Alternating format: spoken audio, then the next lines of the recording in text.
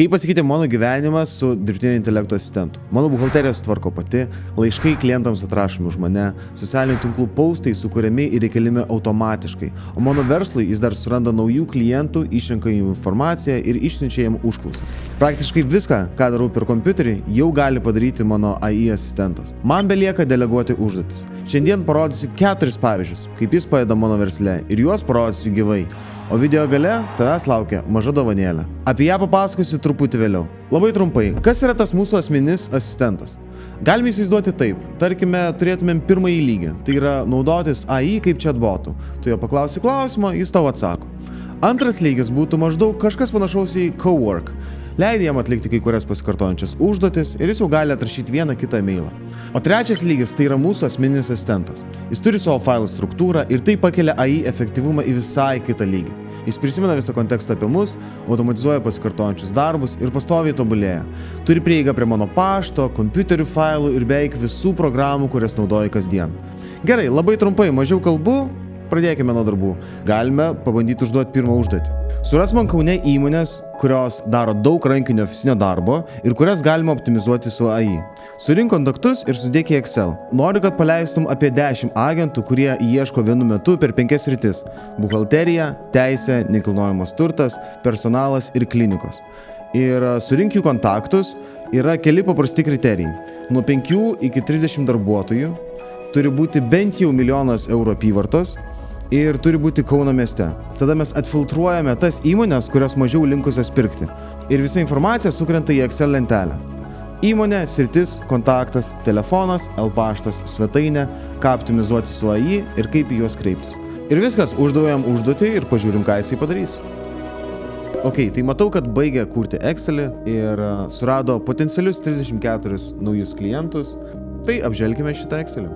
Pradžiai pasižiūrėkime, kokias kolonas sukūrė. Tai yra įmonės pavadinimas, veiklos sritis, buhalterija.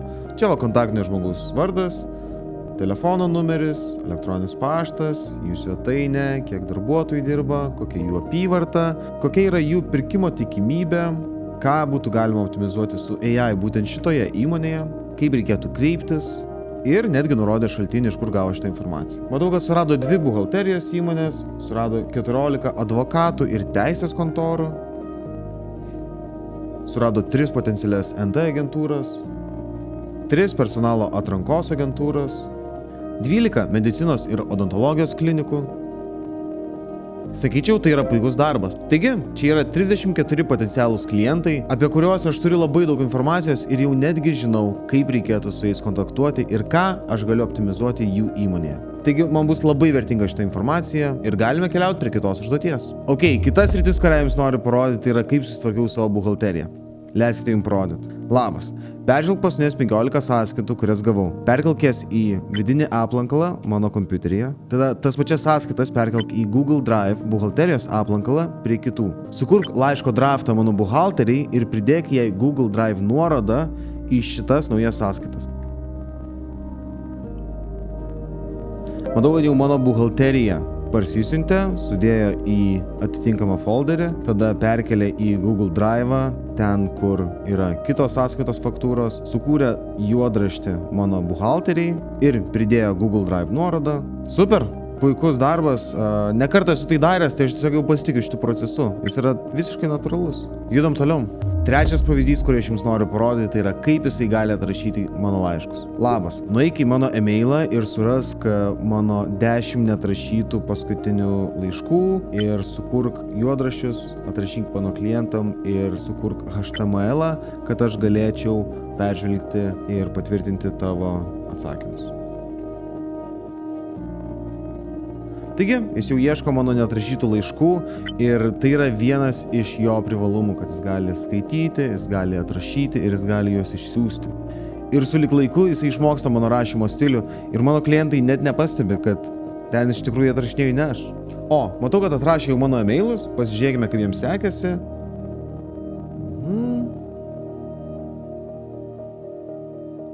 Super, fantastika. Tai aš patvirtinu šitus e-mailus ir sakau, siūsk. Judėkime toliau.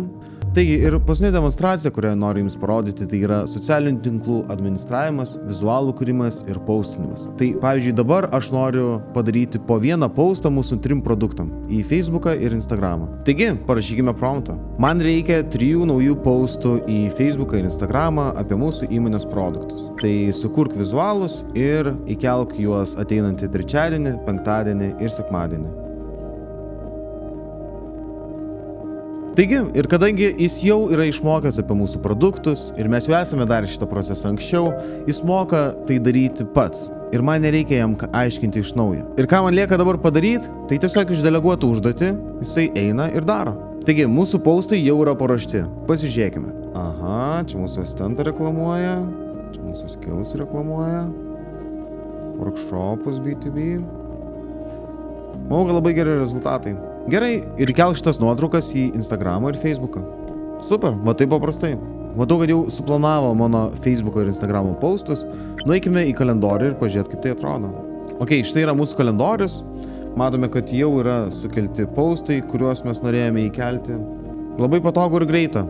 Ir tai tik pradžia, tai yra tik keletas praktinių pavyzdžių.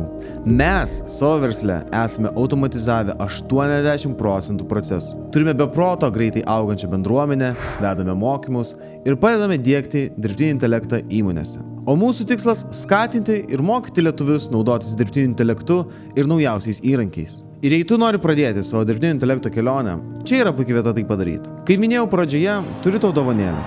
Noriu pakviesti tave į nemokamą konsultaciją. Tad jei esi įmonės savininkas, vadovas, freelanceris ar tiesiog daug dirbi prie kompiuterio, spausk nuorodą apačioje ir užpildyk šią formą. Mūsų komanda tau suteiks nemokamą konsultaciją, po kurios išeisi žinodamas, kaip geriausiai išnaudoti dirbtinį intelektą savo situacijoje.